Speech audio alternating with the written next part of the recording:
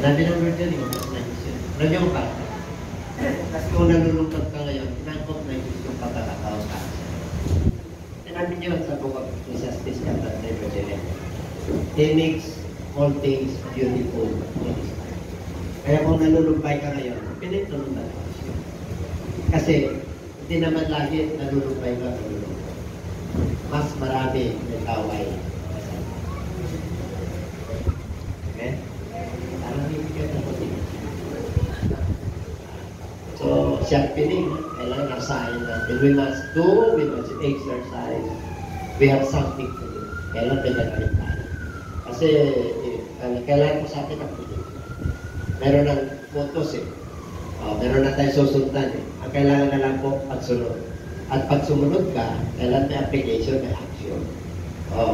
Pananampalataya ang may gawa. Kaya sabi mo sa katabi, pinagpala. Okay, at buksan po natin ang ating mga Biblia. The book of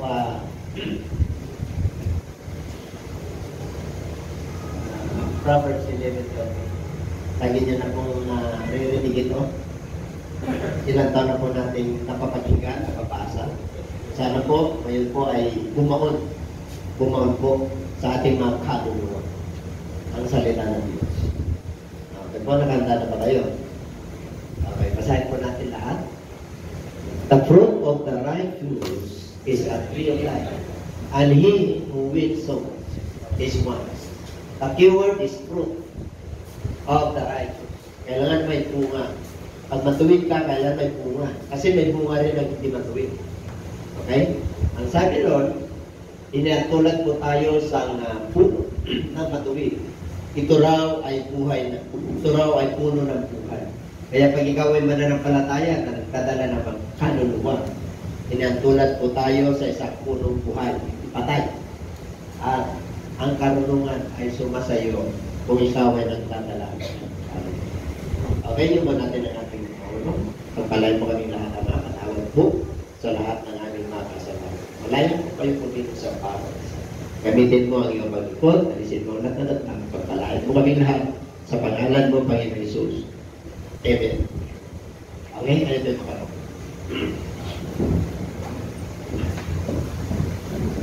Papag-aralan po natin ang mga kakailangan po kayo dyan na kailangan tayo magdala ng mga kapag.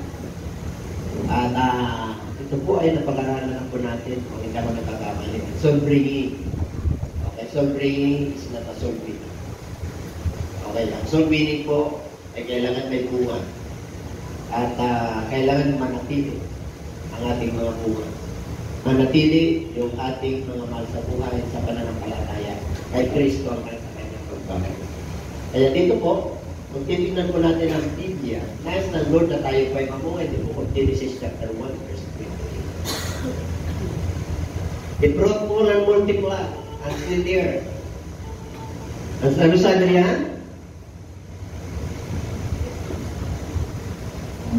Palaanakin, mamunga ka at magpakarami at punuin ang sangkalupaan. Ito po nung panahon ng creation.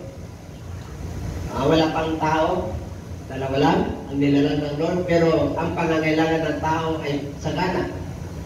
Wala kasing gamit ng lupa na nilikha ng Diyos. At yung mga pananim at mga hayop. Kaya sabi niya, pinagpala niya ang tao nung kanyang nilikha. Kaya sabi niya, kayo papagpalain, magpakarami, mamunga. Mamunga. The keyword is mamunga. Tanong, namumunga ba kayo? Okay. Ito po, yung physical na bunga to. Physical, dadami ang tao. Para may pakinabang. Para may ang pagkain na dyan eh.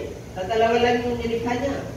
Kaya dito po, ang utos ng Lord at sila pinagpa, and God blessed them, and God said to them, be fruitful and multiply and fill the earth, and subdue it.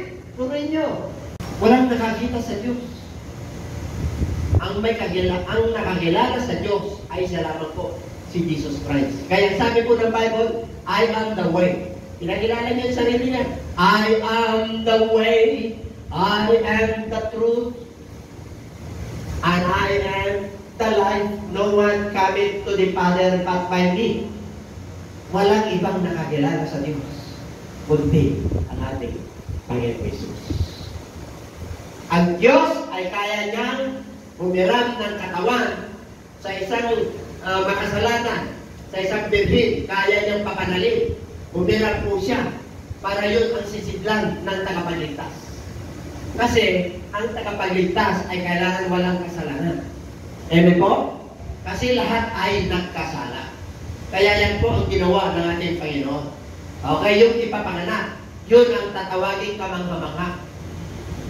Counselor, Almighty God, diba? Prince of Peace and Everlasting Father. Who is our Everlasting Father? Yung ipapanganak. And everybody say amen. Ay sabi mo sa katabi, pinagpala ka na. Kasi kilala natin ang Panginoon Diyos, kilala natin ang Panginoon, kilala natin ang Diyos, kilala natin ang lumikha ng langit at lupa, at yung kanyang salita, nananahan tayo, nananalig tayo. Kaya, ang Panginoon, siya yung living water, siya yung living bread. Wala nang iba. Kaya dito po, you did not choose me, hindi kayo ang pumili sa akin. Sino nagsasalita? Si Kristo. Nangangaral po siya sa mga lagat. Hindi kayo pumili sa akin. Ako ang pumili sa inyo. Ako ang nagtalaga sa inyo. Para kayo ay humayo, mamunga. Fruit that will last. Ito po yung bunga na nag-i-endure. Ibig sabihin matibay, matatag.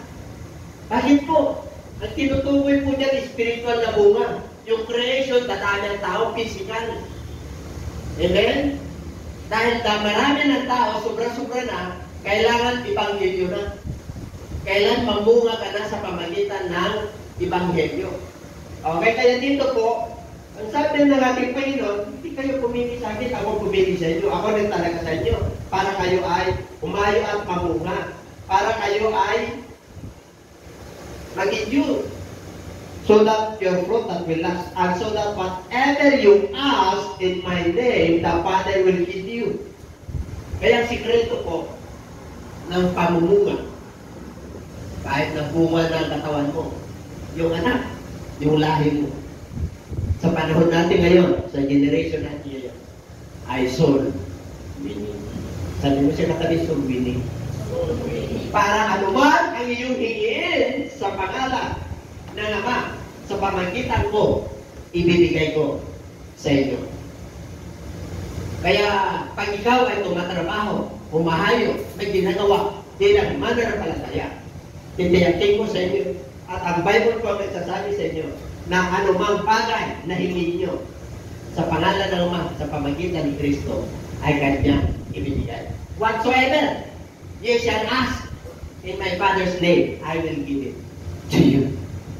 Pero may gagawin ka. Bago ka humingi. Ano yun? Humayo. Ano pa?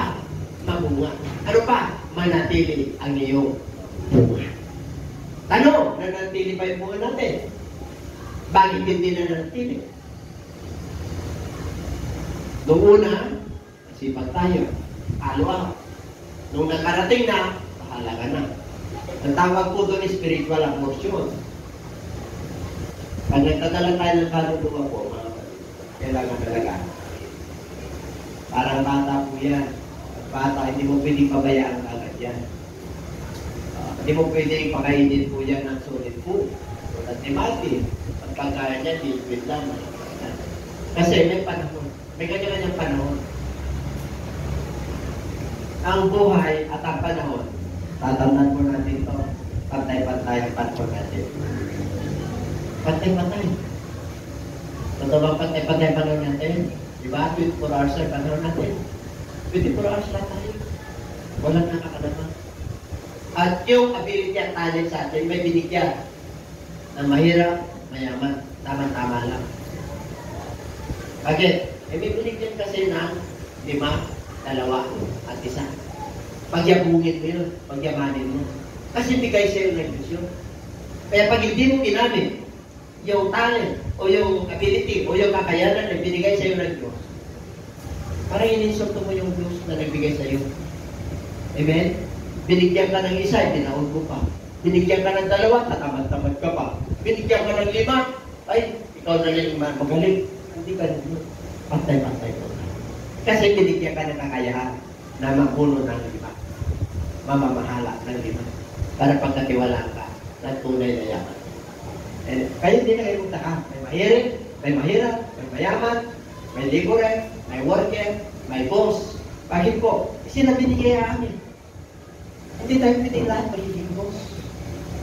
Hindi tayo lahat pwedeng magiging mayaman. Biyaya lang ng Diyos yan. Kaya kung anong mayroon ka, yun ang gagamitin mo. Yun yung ipapangalakan mo. Para pagdating ng panahon ng pagsusuri o yung pag-exam o pagsusuli, hindi ka nahiya sa harapan ng Diyos. Nakahanda ka. Kasi ginamit mo yung regalo sa iyo ng Diyos. Yung alim. Yung abilidad na binigay sa inyo. Kaya lahat ng nilikha ng Diyos ay meron niyang abilidad. May kakayahan niya. And everybody say amen. Kaya nais ng Lord na mapagpala po tayo. Whatsoever is your last.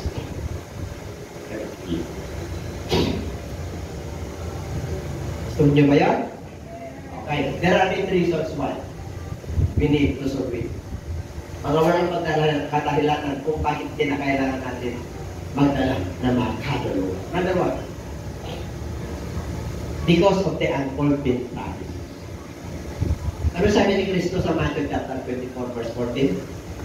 And if this gospel shall be preached in all nations, till the time.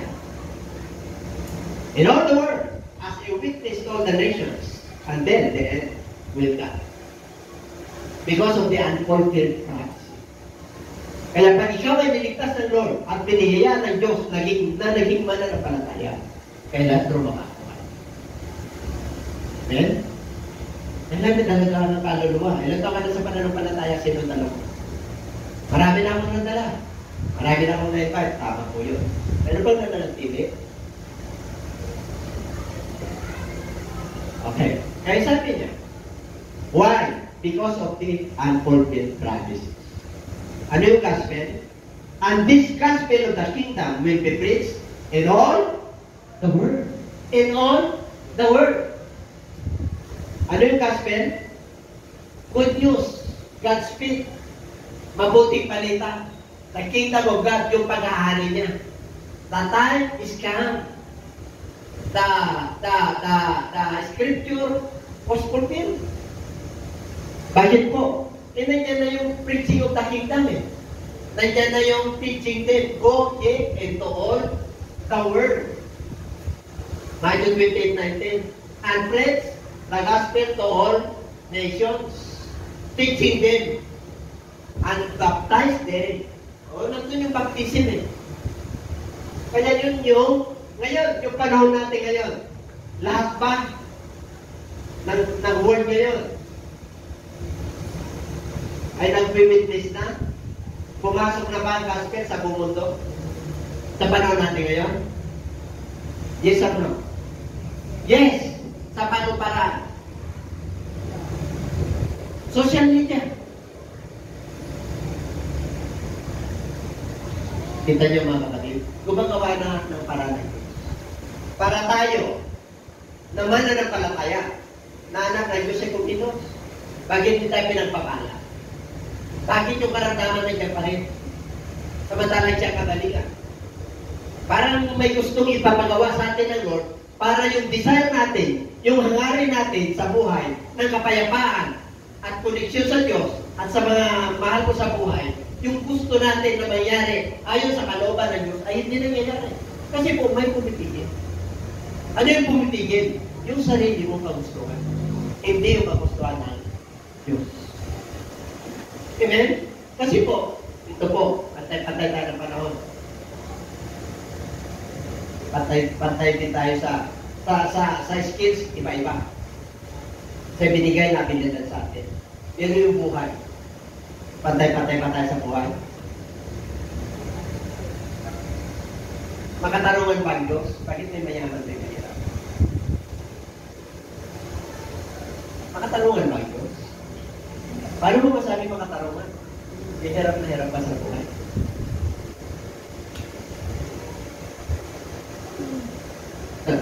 Kaya yung iba nagtataka. Kaya ang sabi ng Lord, yung pagpunta rito ng ating Panginoon ay kayamanan. Bakit? Pag kilala mo, yung Savior mo, ang Panginoon mo, ang yaman mo. Kasi hindi yung buhay na ito ang iyong nakabukos sa salvation. Tatandaan ko natin, hindi natin pinili yung kalagayan natin nung bata tayo. Pinili mo ba yung magulang mo? Pinili mo ba yung kalagayan mo? Pinili mo ba na mayaman ko, mahirap ka? Eh, paano yung mayaman? Hindi na nila pinili. Mapalad sila. Sa yaman nila. Pero mas mapalad ka pag kilala mo sa Kristo. Bakit? Yung tunay na yaman ay ang paghari ng Diyos sa iyong puso. Kasi buhay na walang hanggan. Yung yaman nila ay pansamantala lang. Kaya nung dumating ang ating Panginoon, pinantay-pantay niya yung buhay. Mayaman o mahirap, may pagkakataon kang pumili ng kaligtasan. Nung bata tayo, hindi tayo, wala tayong karapatan na pumili. Sapagkat ang sabi ng Bible, pinili kita. Ako ang nagbigay sa'yo ng buhay. Pero ngayon, meron ka ng unawa, may responsibility ka na. Alam mo na, meron ka ng, ang tawag dito, yung accountability. Abay, mayaman o mahirap. Open up yung cross. Bukas ang cross. Bukas ang kamay ni Kristo. Kaya sabi niya, lumapit kayo lang. Kaya pwede ka nang pumili. Kaya pag hindi mo pinili yan, sayang yung pagkakataon ng Diyos na binigay ng kanyang ng buhay. Yung buhay mo na binigyan lang. At yung buhay niya sa ko, sayang. Everybody say. Oh. Kaya, number 2, because of harvest is great. At sino nagsabi nito? Tinisid to his disciples. The harvest truly is plentiful, but the laborers are few. Totoo ba ng aanihin ay tagila ay malawak? Totoo. Tingnan nyo. Pagka-evangelize kayo, napakalawak. Ang mga tao po, dahil sa kahirapan at pandemya, mababa po sila. Pag ikaw ay nangangaral ngayon, hindi ka nila pupuntahin. Kaya huwag nyo ikahiya ang gospel. Kasi, ang sabi ng Lord, pag kinahiya nyo to, nahiya ko. Sa harapan ng aking ama, pagdating ng paglato. Kasi napinili ka niya eh. Kaya ginawa ka niyang anak eh. Kaya kanya niligtas eh. Kaya ginawa ka niyang bantay eh. Sa pamilya mo, kaya ginawa ka niyang liwanag eh. Para may gagawin ka. E paano tayo lang nag-enjoy yung kaligtasan na binigay sa atin ng Lord? Hindi bro. Ipagsusulit mo yan. Sabi ko sa katabi, pagsusulit mo yan. Mga viewers, pagsusulit nyo yan, tayo lang nag-enjoy yung ano sa buwan, pinagpipista ng kaway. Kasi wala silang gospel, wala silang liwanag. Pero enjoy yung kadalakan, kapayapaan. Darating yung panahon na, darating na sa pagsusulit. Why? Because the harvest truly is sagana ang ani, kunti ang manggagawa. Dito, sino manggagawa rito na sa gawa? Yung iba lang anin pa.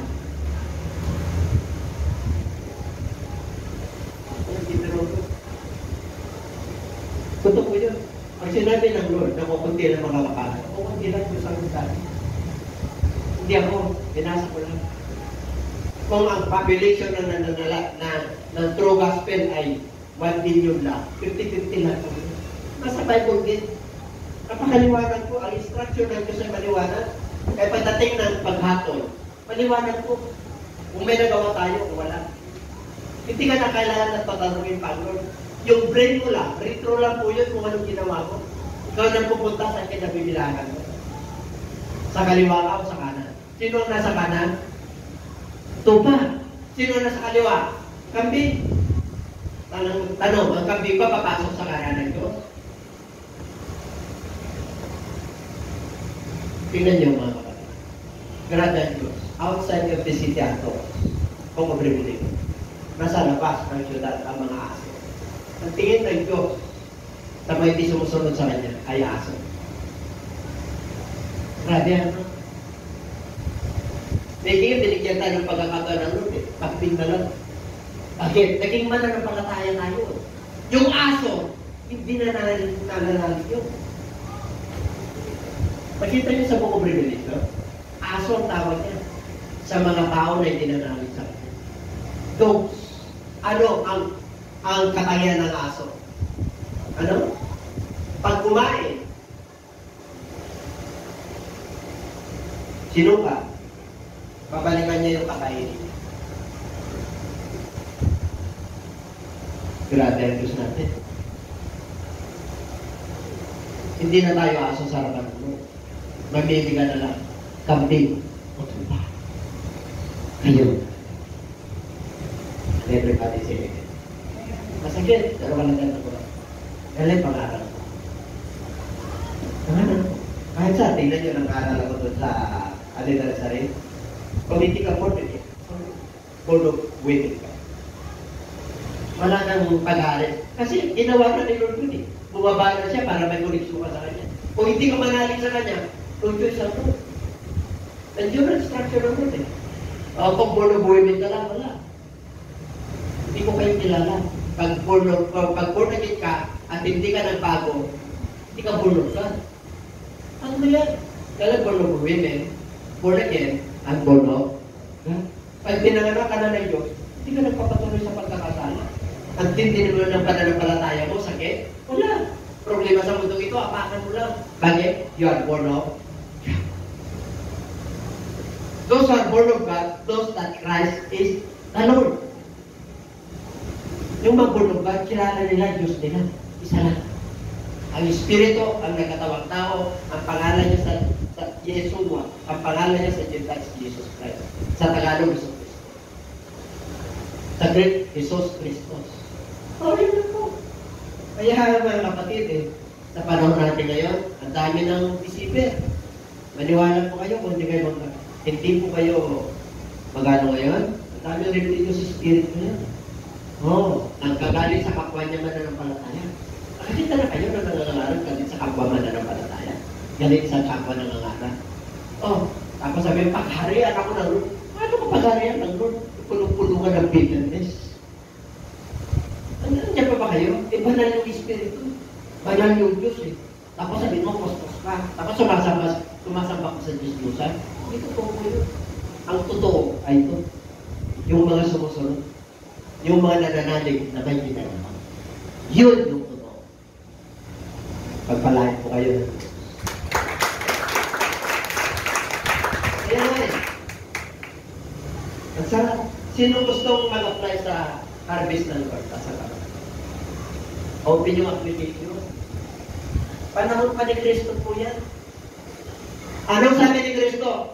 Kayo ay manalangin sa may-ari ng anihin na magpadala siya ng mga manggagawa. Sino nag-prayer request?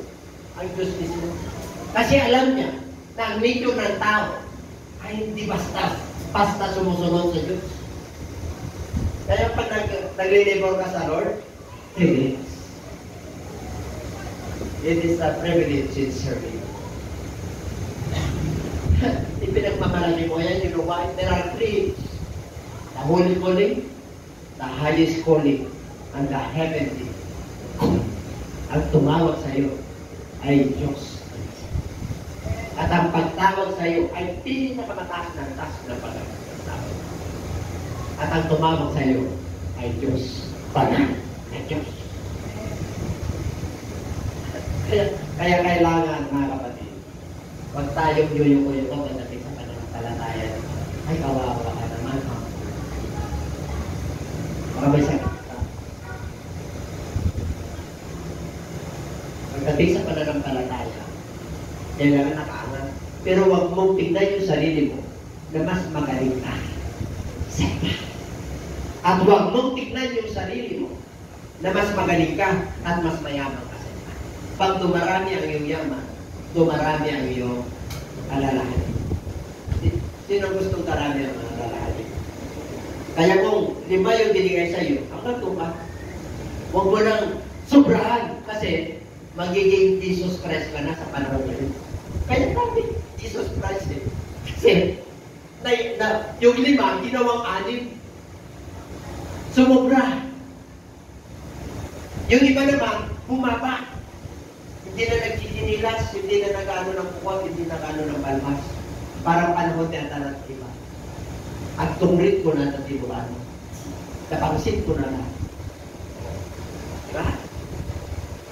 Tingnan mo pang extreme high, extreme low. Wala. Ang kailangan motivate.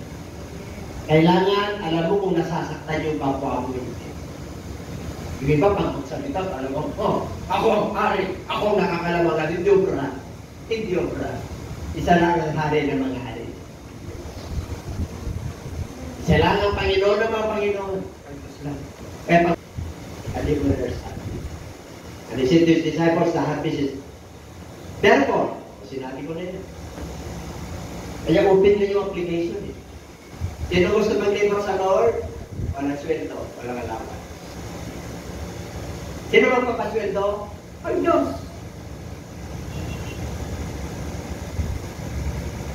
Di ba panahon, pare-pareho tayo? Nagbigay mo kayo ng portion sa Lord sa panahon ninyo na humayo. Kaya na, humayo ko eh. Nag-study ka na dito. Humayo ako, kapitbahay. Bakit doon sa lapas ng kapitbahay? Bakit doon sa mga kaibigan natin na negosyante? Anong tubo natin yan? Balik? Anong mga palipalita dyan? Sa negosyo para continuity yung negosyo. Parang ayaw i-alok yung gospel. Baka mamaya, ayaw niya sa Kristiyano. Nakita na kayo? Dahil iwasan niyo yung gospel dahil sa iyong provision, dahil sa parin, dahil sa iyong negosyo. Nakikita na kayo tayo. Ha? Marami po. Marami. Oo. Sa application pa lang eh. Anong religion mo? Application pa lang yun. Andyan pa ba kayo? Ano pa pag sinabi mo? Kung ilagay ko na ano, sigurado ako. Kasi nakakarami yun. Kung ilagay ko naman natin Kristiyano, maraming Kristiyano, pero pag ilagay mo ng born again, baka hindi ako natanggap. Kasi baka yung may-ari, hindi born again. Natakamali pa. Bakit? Pag ang Diyos ang humipo doon sa may-ari, ito ang hinahanap. Puro Kristiyano, tigalala ko na tayo na eh. Sabi na akong naging tawag. Ito yung hinahanap ko. Tignan mo ang tunay na punong dito. Kapasukin na yan. Paligid ka. Ano ka naging born again? Masisira mo eh. Pati may-ari. Alam nyo, pag gumawa ang himalay, walang imposible. Kasi sabi niya, ang lahat ay makakarinig. Kaya huwag nyo ipagkait yan, huwag nyo bansa kayo, huwag nyo itago ang inyong identity bilang ano. Ay? Pagsubok yun eh. Kasi binigyan na nun sa puso mo yun. Sasubukan ka na Diyos eh. Amen? Kaya pati na nun, kusilan talaga. Kaya pati bahay nyo na, liburan na kayo ha. O, libur ka. Hindi ibig sabihin ng liburan dito yung talagang kagaya ni Bishop, kagaya ng pastora, kagaya ng mga worker. Ang liburan dito, saan ka mag-umpisa? Ang libur, saan ka mag-umpisa? Eh siyempre sa ano muna. Amen? Saan? Sa fasting. Eh paano mo makikilala ng lubusan si Jesus Christ? Hindi ka nagpapasting. Amen? Eh paano mo naman makikilala ng lubusan si Jesus Christ? Hindi ka nananalangin. Nananalangin, pero panalangin na normal. Alam nyo, pag 5 years ka na sa pananampalataya, 10 years, kailan panalangin mo, may gano'n na doon. Pag dumarating yung kabigatan mo sa buhay, para yung panalangin mo ay may timbang, may bigat. Kasi matagal ka ng mananampalataya para maranasan mo at maramdaman mo na ang Diyos ay Diyos mo. Para harapin mo yung malaking problema na yan at siya ang magbibigay ng kalutasan sa iyo para may panghugutan ka sa buhay na. Talino ka, sabi niya, fruit of life eh. Hindi, kahit hindi ka nag-aral, basta sagana ka. Ito, grabe ang liwanag ng kabutihang loob ng Diyos sa'yo. Kaya yung asal at resulta ng bunga ng iyong buhay ay fruit of life. Number 4. Because of the blood of the sinner. Tingnan nyo. Bakit kailangan pagdala ko ng kaluluwa? Sapagkat the Son of Man, I have made you a watchman for the house of Israel. That to hear a word from my mouth and give them warning from me. 18. When I say to the wicked, you shall surely die, and you give the warning or speak to warn the wicked from his wicked way, to save his life, that same wicked man shall die in his iniquity, but his blood I will require. At yung yan, ginawa kang pananampalataya ng Diyos. Meron kang responsibility. Niligtas ka ng Diyos, meron kang gagawin.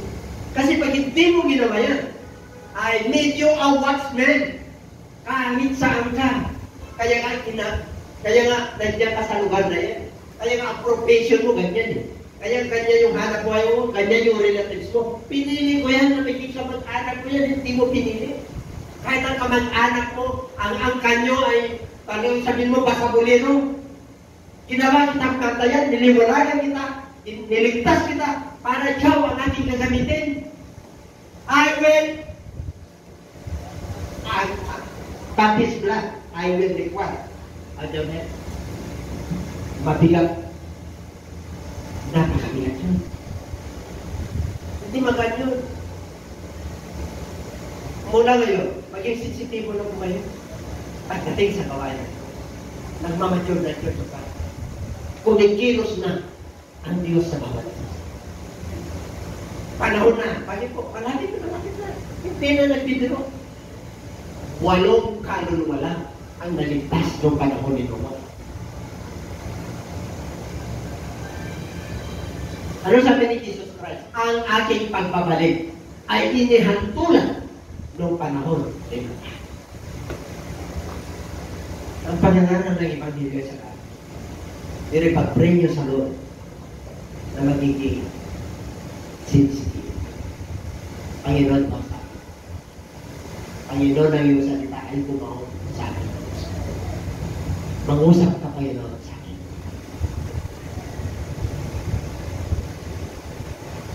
Mga worker, huwag yung paliwalayin yung magiging worker.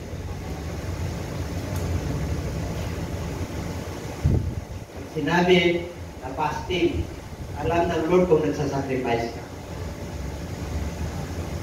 Alam niyo, pag worker ka, hindi na kailan inunin. Alam ng Diyos ang ginagawa natin. Hayag ang lahat. Kung kaya mong isuko yung ginagawa, they're just ongoing. Kaya walang tinatagay Diyos. Kahit na priest ka, pastor ka, evangelist ka, teacher ka sa fivefold ministry. Kailangan sa pagsusulit, yung kakayanan mo, yung abilidad mo, na binigay ko sa iyo, kung 5 yan, kailangan 100% pabalik sa akin yan na 5. Para pagkatiwala ka pa. Yung wala na hindi niya ginagamit, yung kanyang kakayahan, ibibigay ko pa sa iyo.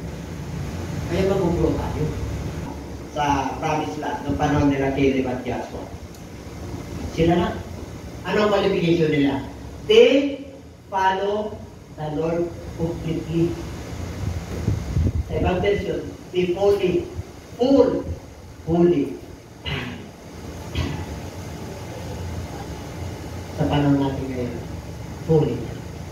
Ano ibig sabihin ng fully for time? Kasi, ganito po yun.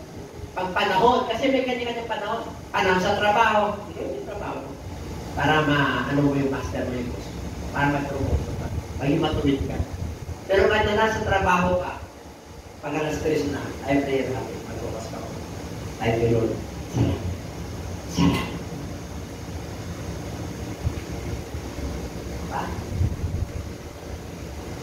Apa kayo? Pag nandito ka, ayun, talagang puso mo, loving the Lord with all, tanong yung heart mo nandito. Tanong mo yung mind mo nandito. Yung ears mo nandito. Pagka ganyan ka, nangungusap. May katabi ka, sa paglabas mo, nangungusap ka. Kasi pagdating sa pangungusap, personalan, ang tawag to, the logos, turn into rema. The Word of God is like buhay. Pag nangaral at na-inspired ang mga ngaral at nag-usap ang Diyos, ang Lord lang ang nakakalam ng lahat ng problema po natin. Ang Diyos lang. Kaya may Word of God na lalabas at mamumutawi dito, nakakausapin at tatagos sa puso mo. Ano ba ang Word of God? Doon sa pinakamalalim na pinaghiwalayan ng kaluluwa at utak at putok. Ganun nagpipilitin. Kaya pag kinakausap ka ng Lord, ilista mo. Panginoon, salamat po. Ako yun. Payapugin mo ito. Hindi bali-malayan kasi kinausap ka ng Diyos. Kaya minsan, napapaliwala yung salita ng Lord. Bakit? Kinakausap ka na. Pinapaliwala ka. Yun ang mahirap. Kaya mababaw po yung pagkabaw ng salita ng Diyos. Tatanda natin. Pag nangaral ang mga ngaral, ang salita ng Diyos ay pumupunta sa apat na klase ng Kristo. Napupunta sa daanan lamang. Napupunta sa batuhan. Napupunta sa tindigan. At napupunta sa mabuting lupa. Pag ikaw ay natugro at may ministry ka na, ibig sabihin, napupunta sa mabuting lupa, mabuting puso, mabuting kalooban. Ang binhi ang salita ng Diyos, pinapahalagaan mo. Hindi mo binabalo. Wala. Masakit. Pero panahon na. Sabihin mo sa sarili, panahon na. Patawag ko. Hindi na nagbibig ako doon. Anytime darating ako. Paniwala ko kayo. Anytime darating ako. Hallelujah.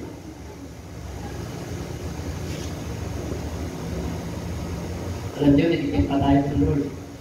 Ang panahon. Para yung tayo. Yung pinapakawan. Para bigyan. Bigyan natin sa kasi parang mapapawal pa lang sa atin. Pag-pray mo sa Lord, Panginoon, tulungan mo po. Tulungan mo po ako kung paano kayo. Ito yung desire ko. Ito yung gusto ko. Ito yung nais ng po. Kasi, tingnan niyo mo sa Panginoon. Kasi, pag wala kang ginawa, ang mahal mo sa buhay, yung kanilang pugo. Siniran mo ba yung tatay mo? Siniran mo ba yung kamag-anak mo? Sinira mo ba yung kasama mo sa trabaho? Kaya ginawa kitang bantay. Niligtas kita. Ginawa kang mananampalataya.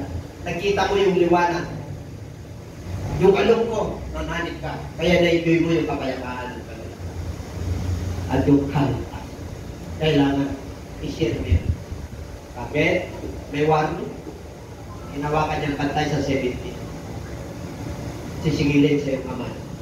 Ang mga man sa buhay. Number 5 or number 6. Because Jesus is a soul winner. I must be a soul winner because my Lord is the example. He is a soul winner. In the book of 1 Peter, for this you were born, because Christ also suffered for us, leaving us an example that you should follow. This is it. Ang Lord nga, 3.5 years lang. Nag-ministry. Yung buhay niya binigay niya sa cross. Hanggang ngayon, siya pa rin yung tagapamagitan natin. Grabe ang kagandaan ng Diyos.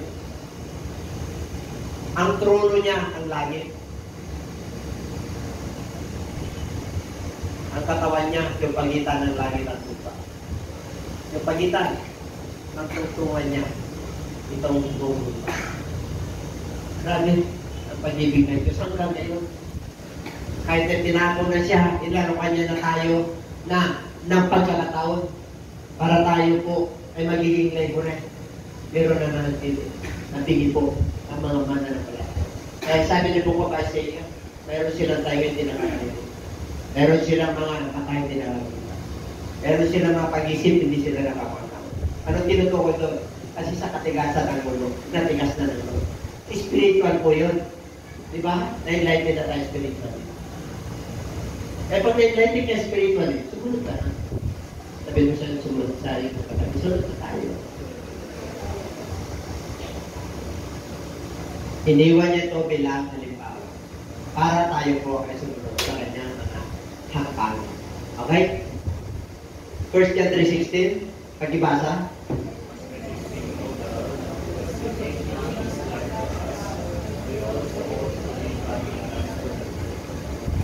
Sinigay niya kanyang buhay sa ating lahat. Tayo naman, ought to lay down our lives for us. Brethren, yung mananampalataya mga kapatid, kailan na, yung buhay naman natin. Hindi yung talagang, yung panahon, parang natin sa gawain ng Diyos.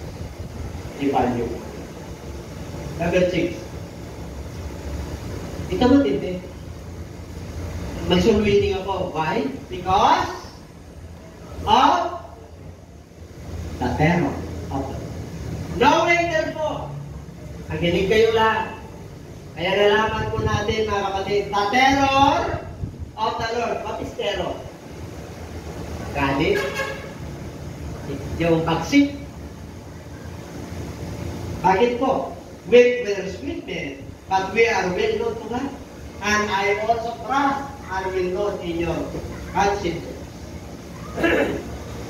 Nakilala na namin ang Panginoon. Kagila-gila po siya. Kaya nga, persuade, halos na-convincein namin ang tao para malaman nila kung sino yung Diyos. Kaya ako, si Apostol Pablo, nagtitiwala na alam nyo rin ito sa inyong mga konsensya.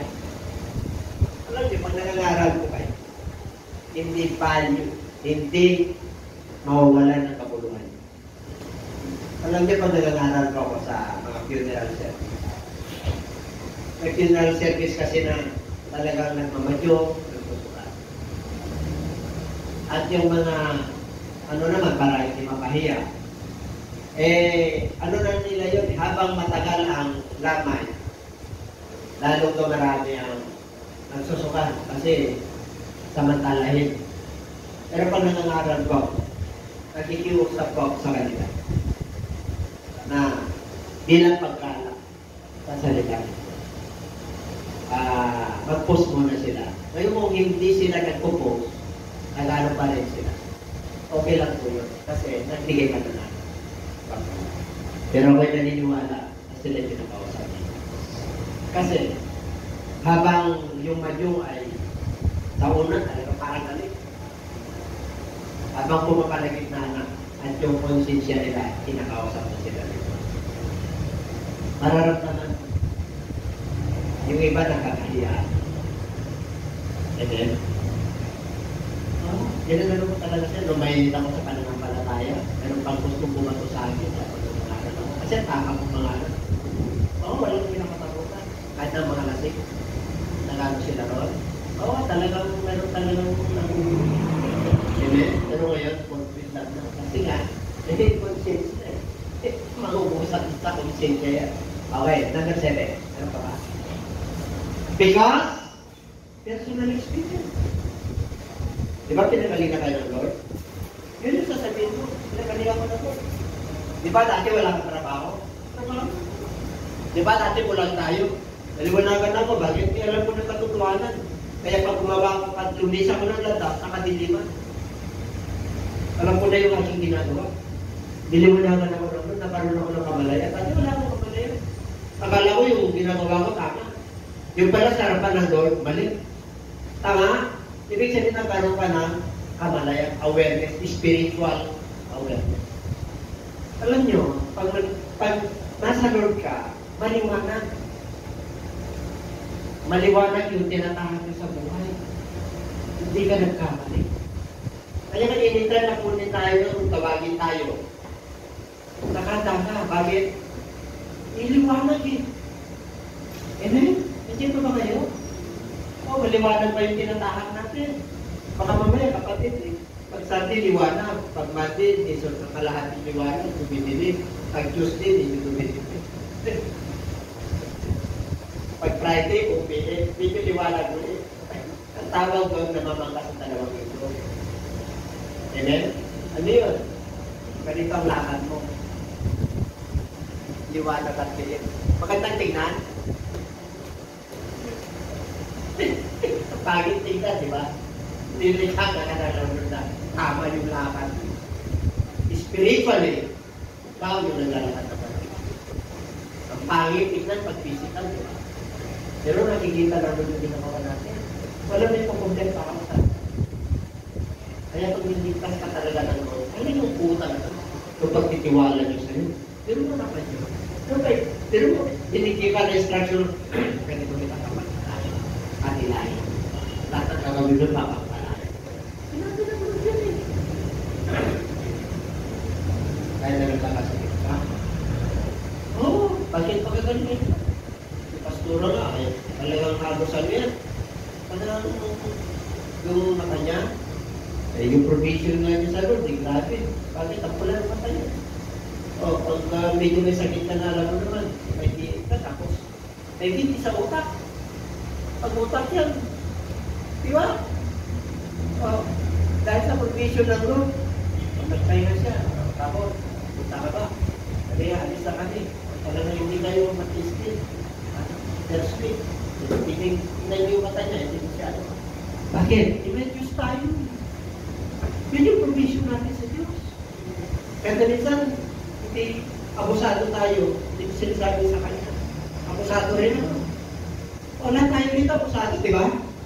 Amen? O, sarap kumain kaya. Di ba masarap? Kahit na meron ka ng history ng ganito, di ba? Kung ano yung bawal, yun ang sarap. O, pero pagka nandun yung paalala ng Lord, doon naman ang ipinta. Natutuwa ka ba na Lord? Kaya inyahay sa inyo lagi masarap kasi pinagpapala kayo. Tinitignan ng Lord yung disiplina niyo. Hindi mo ba alam na yung katawan ay tinto? Ayun! Amen? Pag nag-usap ang Lord, dapat gano'n. Sarap talaga. Pero, hindi mo ba alam na tinto? Kailangan may pero word of fact. At pagkagasan, disiplinado na talaga. Kasi ang hirap kaya pagka sinubukan. Kaya po, disiplinado na, sinusubukan ka. Disiplinado na. Kaya lang, dahil siyempre, 16 si Pastora. Ako, 46. Dahil namin. Siyempre, na-overpagod po ako. Abusan. Kaya minsan, kapag bitin nyo na kami ko, minsan nagkamakasyon kami. Okay? Minsan nalilig kami na ganito. Pag yun na pag yung sila bijak, kami. Pero magkano? Magpalit na rin tayo, sila bijak. Anong oras ang pasok? Alas 9. Ang laborer ay? Alas 9. Kasama pa ako sa laborer? Siyempre naman. Pero ang boss ba minsan? Ano? Late? May reklamo pa? Pinagtulutan ako yung boss niya. Sinabi ko na diyan pa makarating. Dito ako makarating. Kasi boss. Ayun nga. It's better early than late. It's better late than never. Alam nyo na? Alam na niyo? Alam na yun? Yan pa ba kayo? Yeah, sarap kayo. Ang dami niya. Although I am free from all men, sabi ng Apostol Pablo sa mga Korinto, bagamat ako'y malaya sa lahat, ginawa ko ang aking sarili bilang lingkod sa lahat para ano yan? Win. Para masumpit ko sila. Para madala ko. Tuloy. unto the Jews, I become a Jew, that I might win Jews. To those who are under the law, as under the law, that I might win those who are under the law. 22. Ano pa? Wala na. Wala na. Okay. Ito po ibig sabihin ni Pablo. Ako, teacher of the law. Abogado ako, matalino ako.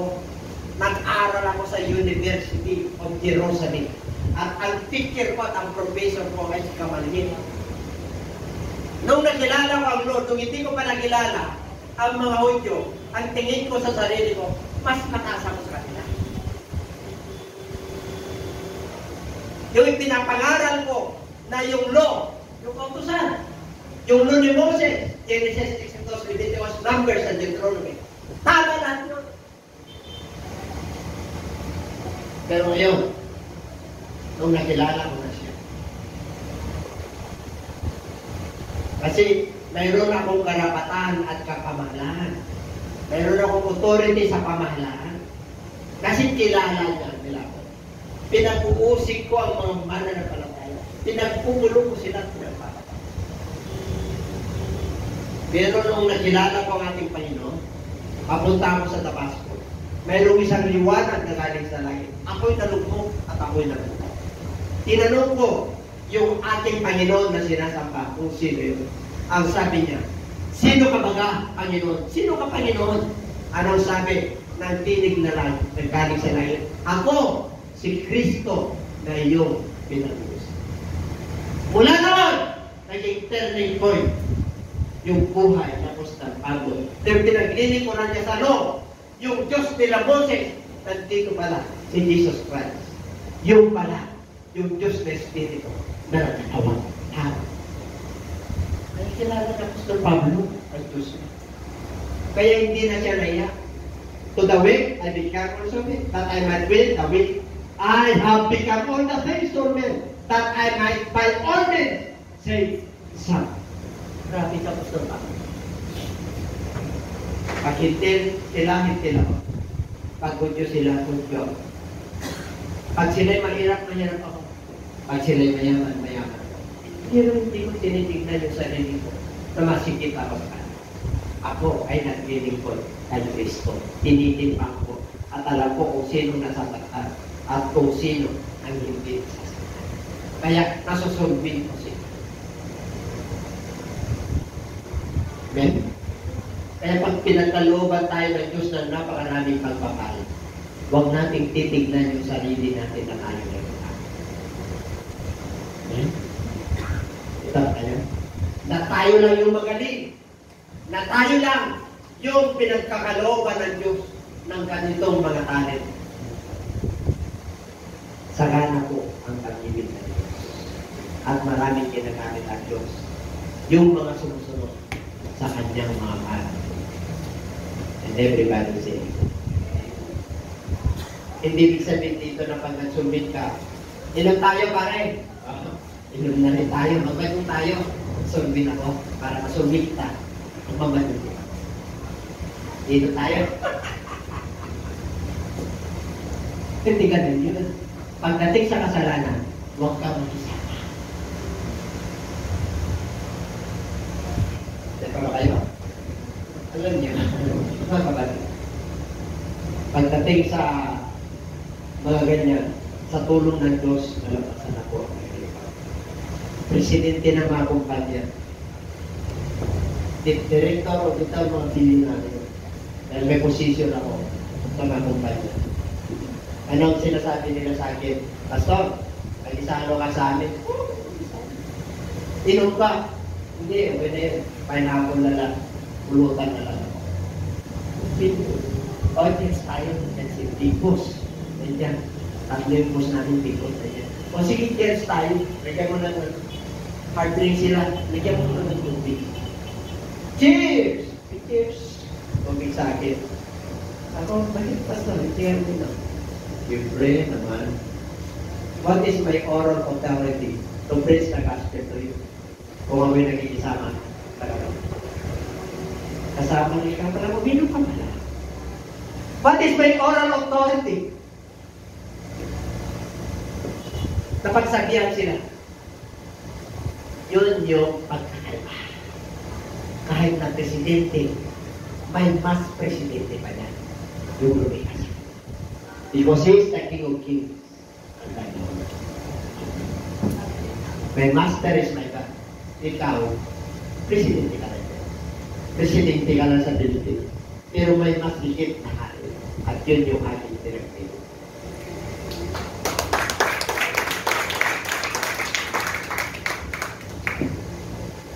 Number 7, or last, because of the gospel.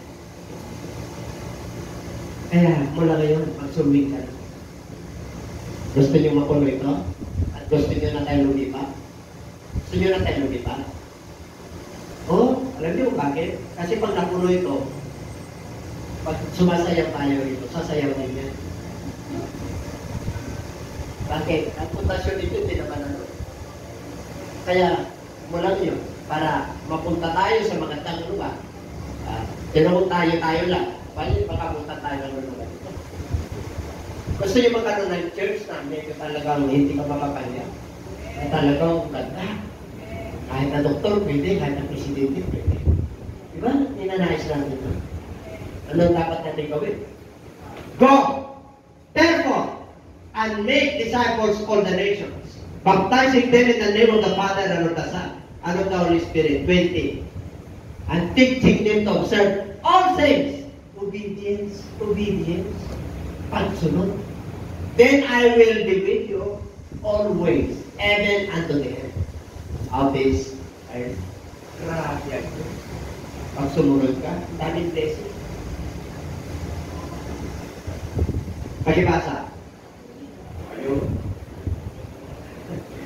Although I am free. Okay na yan. Sinabi ko na kanina. And to give you who are broken, rest with us, when the Lord Jesus is revealed from heaven with his mighty angels, in flaming fire, the vengeance of those who do not know God, and all those who do not obey the gospel of our Lord Jesus Christ.